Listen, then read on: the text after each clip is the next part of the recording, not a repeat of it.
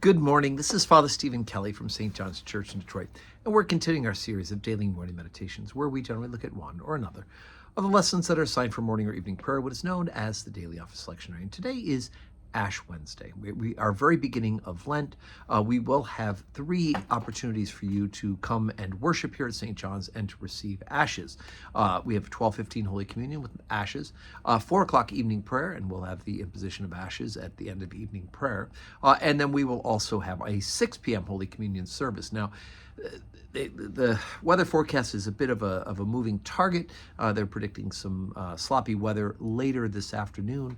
So 12:15 is probably your best bet if you can get here for that one, although we'll just watch the weather and God willing, it will blow past us and we will not be affected for the 4 o'clock or for the 6 o'clock. For the lesson that's appointed for morning prayer, let's take a look at the letter to the Hebrews, the 12th chapter, beginning at the first verse. Wherefore, seeing we are also compassed about with so great a cloud of witnesses, let us lay aside every weight and the sin which doth so easily beset us, and let us run with patience the race that is set before us, looking unto Jesus, the author and finisher of our faith, who for the joy was set before him endured the cross, despising the shame, and is set down at the right hand of the throne of God. For consider him that endureth such contradiction of sinners against himself, lest ye be wearied and faint in your minds.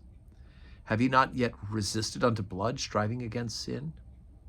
And ye have forgotten the exhortation which speaketh unto you as unto children, my son, despise not thou the chastening of the Lord, nor faint when thou art rebuked of him. For whom the Lord loveth, he chasteneth, and scourgeth every son whom he receiveth. If ye endure chastening, God dealeth with you as with sons. For what son is he whom the Father chasteneth not? But if ye be without chastisement, whereof ye are partakers, then ye are bastards and not sons. Furthermore, we have had fathers of our flesh which corrected us, and we gave them reverence. Shall we not much rather be in subjection unto the Father of spirits and live? For they verily for a few days chastened us after their own pleasure, but he for our profit, that we might be partakers of his holiness. Now no chastening for the present seemeth to be joyous, but grievous. Nevertheless, afterward it yieldeth the peaceable fruit of righteousness unto them which are exercised thereby. Wherefore lift up the hands which hang down, and the feeble knees, and make straight paths for your feet, lest that which is lame be turned out of the way, but let it rather be healed. Follow peace with all men, and holiness, without which no man shall see the Lord. Okay, so Lent can be hard, right? And of course, part of the hard is that we are habitual sinners, right? We get into the habit of sinful things, and we don't want to give them up. And when we do try to give up sins, it's hard, right? It's hard to break a habit. Now, of course, the way to break a bad habit is to replace it with a good habit. And there's certain things that we work on.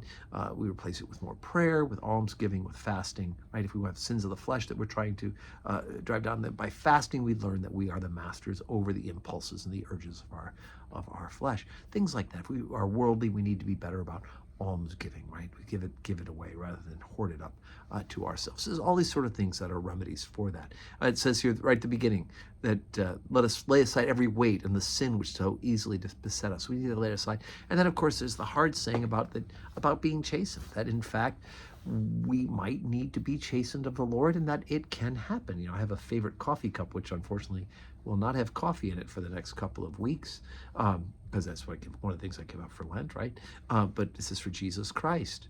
I am prepared to suffer still more, right? And so the idea that if we're becoming saints, there will be suffering involved by people from outside forces, but also there'll be a time when we're being chastised for our sinfulness, in order for us to be able to recognize the sinfulness and to battle against it, right?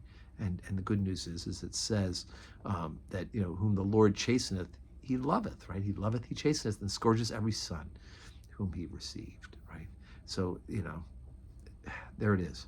So be ready, because it is a joy. It is a grace, because we're becoming more and more like Jesus Christ. So like I said, today, Ash Wednesday.